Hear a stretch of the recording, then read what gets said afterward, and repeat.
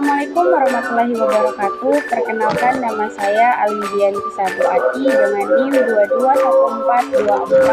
221424101. Di sini saya akan menjelaskan tentang ekonomi politik, pengaruh politik terhadap ekonomi.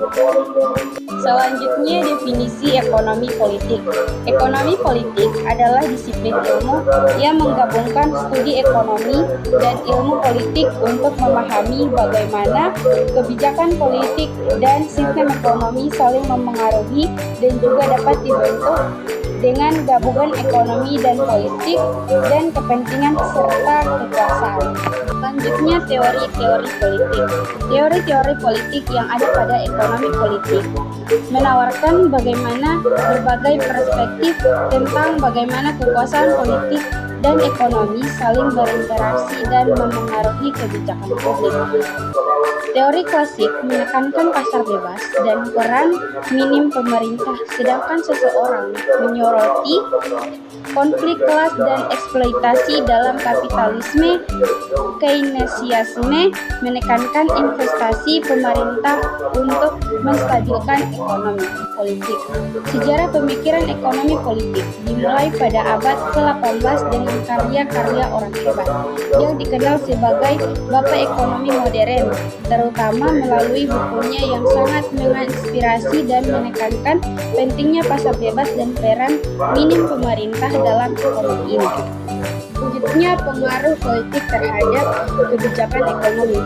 Keputusan perekonomian suatu negara sangat dipengaruhi oleh kebijakan politik dalam berbagai cara.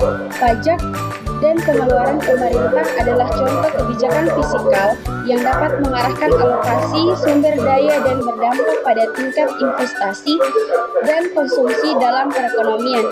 Peningkatan pajak dapat mengakibatkan penurunan pendapatan individu dan dunia usaha, sedangkan peningkatan infrastruktur dapat menyebabkan pertumbuhan ekonomi tersebut.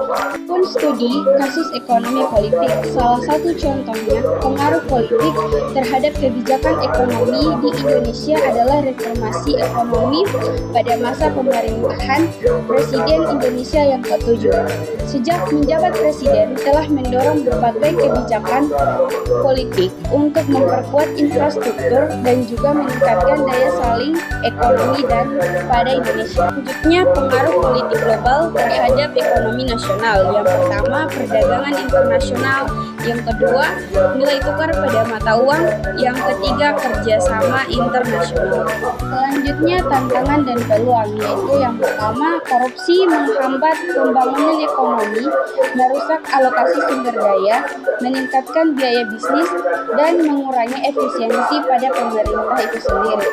Serta yang kedua, negara-negara yang bergantung pada ekspor komoditas sering kali menghadapi fluktuasi harga yang dapat mengganggu stabilitas ekonomi mereka tertentu.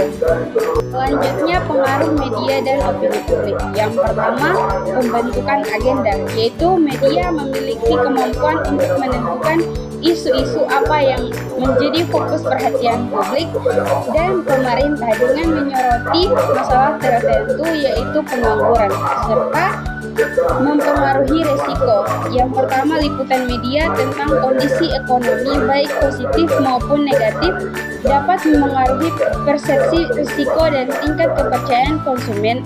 Optimisme yang dipicu oleh media dan penyebaran ideologi. Media juga menjadi saluran untuk menyebarkan ideologi dan teori ekonomi perdagangan yang disampaikan oleh suatu tokoh ekonomi dan politisi melalui media, serta pengaruh opini publik, yaitu opini publik yang dipengaruhi oleh liputan media memberikan tekanan pada membuat kebijakan untuk bertindak sesuatu dengan keinginan rakyat dan politisi tersebut.